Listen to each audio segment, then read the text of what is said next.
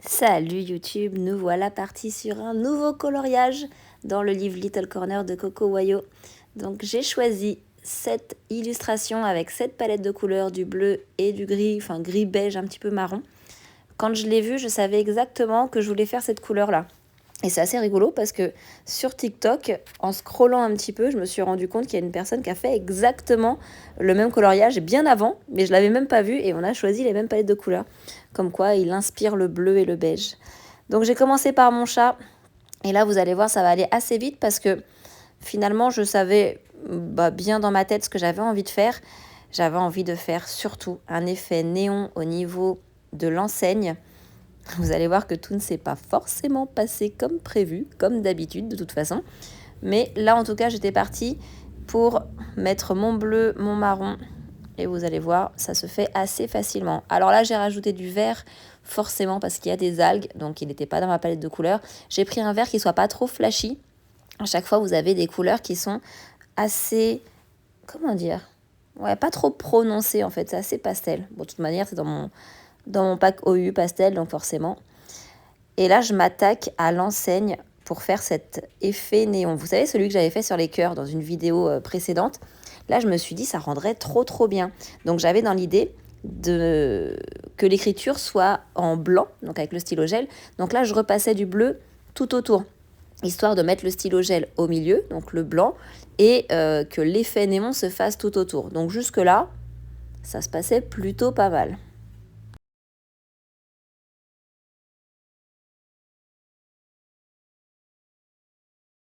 C'est quand j'ai commencé à mettre cette couleur-là dans le fond, où je me suis dit, bon, la démarcation, ça fait quand même, ça se voit quand même beaucoup, mais on verra bien avec le blanc. En sachant qu'une fois que j'ai eu fini de mettre le bleu dans le fond, j'aimais bien comment ça rendait là, avec l'écriture noire. Mais je suis restée quand même sur ma première idée. Là, j'ai commencé à mettre du bleu sur, c'est pas l'étalage, mais sur, c'est quoi ça ? Bref, en haut, on va dire ça comme ça. J'ai mis plein de teintes de bleu parce que j'en avais plein et je n'avais pas envie de faire un truc uniforme, donc j'ai mis plein de teintes. Je me suis même un peu perdue à un moment donné où je me suis trompée, mais en fait on s'en fiche parce que ça se voit pas du tout. Et mes poissons, c'est pareil, en bleu. Je savais pas trop si je mettais des petits poissons en corail ou des poissons en bleu. Finalement, je me suis dit, je vais faire un truc vachement uniforme parce que c'est hyper important, l'harmonisation des couleurs dans un coloriage. Je trouve que même un coloriage qui est tout simple, si les couleurs sont bien harmonisées, il est magnifique. D'ailleurs, je trouve que l'harmonisation des couleurs se fait beaucoup dans les détails. Parce que ce sont des petits détails, des fois, qui peuvent nous faire foirer un coloriage. Et là, vous voyez, donc j'ai remis les petites bouteilles en bleu. Là, je m'attaque au stand, donc en bois, effet bois. Là, pour le coup, je ne me suis pas pris la tête. Et je suis restée dans les couleurs pastel avec lesquelles j'avais commencé. J'ai pris le même marron que celui avec lequel j'ai fait le dégradé sur le chat. Ça, c'était mon problème avant. J'avais trop tendance à vouloir choisir une couleur pour un truc. Donc un objet, une couleur, un animal, une couleur. Et à chaque fois, ça me faisait des coloriages qui avaient des millions de couleurs et c'était pas joli. C'était pas harmonieux comme je disais tout à l'heure et ça partait dans tous les sens. Alors que là, le fait de reprendre le même marron pour le stand et pour le chat, c'est pas du tout gênant en fait. Comme pour les habits que je fais en bleu, c'est les mêmes que ceux qu'il y a en haut, donc sur l'enseigne et sur les petits drapés. Et c'est pas du tout gênant.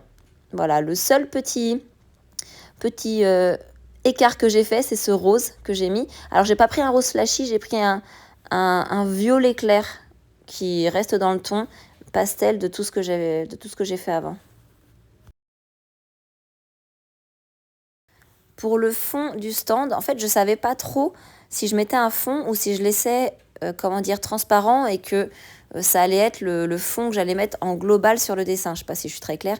Mais après, j'ai réfléchi, je me suis dit, non, quand on est dans une roulotte comme ça, c'est fermé. Donc, du coup, il y a un fond. Et pour que ça fasse un rendu assez profond, j'ai mis ce petit dégradé pour faire ressortir le chat avec un espèce d'halo lumineux autour de lui et plus foncé autour des parties qui sont en bas et en haut.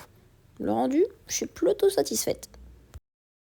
Je ne sais pas si vous avez entendu, mais j'ai dit Ploto au lieu de Pluto. C'est pas grave. Alors, là, je suis en train de faire mes ombres. Pour toutes mes ombres, j'ai pris un feutre gris clair, c'est le CG2.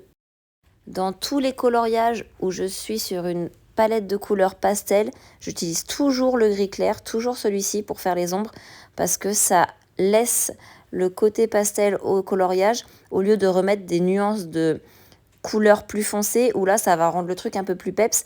Moi je veux vraiment que ça reste sur quelque chose de doux. Ouais, doux en fait, c'est vraiment ça le mot, la douceur. Et ce gris, il permet de garder cette douceur. Ici, j'ai fait un petit effet bois que j'ai pas vraiment réussi, en fait. Je sais pas pourquoi, j'ai galéré à le faire. Bon, c'est pas grave. En tout cas, ça rendait plutôt pas mal, donc ça va.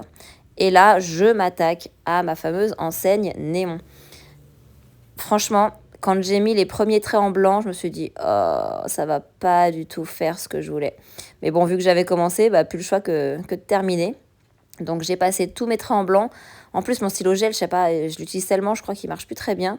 Donc c'est une galère. Et là, j'ai laissé sécher l'enseigne, donc je me suis attaquée aux petits reflets de couleur un peu partout. Ici, j'ai dessiné des petits traits en haut. Je trouvais ça plutôt sympathique. Donc j'ai fait ça.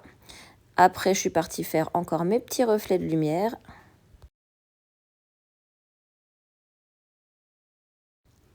Pendant que je faisais les reflets de lumière, je réfléchissais à ce que je mettais dans le fond. Parce qu'au final, je trouvais super joli le dessin sur fond blanc. Mais moi, j'ai du mal à ne pas colorier l'entièreté de la feuille. Donc, je me suis lancée dans un dégradé de gris. Et là, ça n'a pas été aussi propre que ce que j'aurais voulu, puisque le gris foncé ne se dégradait pas bien avec celui du dessus, avec le gris moyen. Donc, j'ai un peu galéré. Les deux gris, les deux du dessus, ils se dégradaient bien. Donc ça, c'était cool. Mais par contre, là, vous allez le voir tout de suite, ça ne s'est pas fondu dans le gris du milieu. Oh là là. En plus, le stylo que j'ai pris, il était un petit peu fatigué et du coup, ça faisait pas mal de traces. Donc là, vu que j'essaye de fondre un petit peu, j'ai dû repasser par-dessus la couleur du gris moyen pour pouvoir dégrader. Bon, de toute façon, je ne pouvais pas rattraper ça. Sur le sol, j'ai fait des petits galets. Je trouve que ça rendait plutôt pas mal. En fait, je ne savais pas trop quoi faire sur le sol et je ne voulais pas le laisser comme ça. Donc, je me suis dit, allez, ça part en galets, let's go. D'ailleurs, dites-moi si vous voulez le tutoriel des galets. Comme ça, je vous le ferai si ça vous intéresse. Parce que c'est vraiment très facile.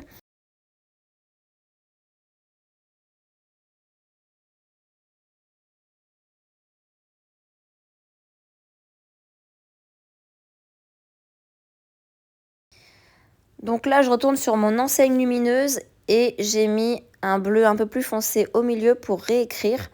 Du coup, ça a fait ressortir et le rendu était mieux qu'avant. C'est toujours pas ce que je voulais et bon, c'est pas grave. Là, j'ai mis du gris entre mes galets parce que j'allais pas laisser en blanc.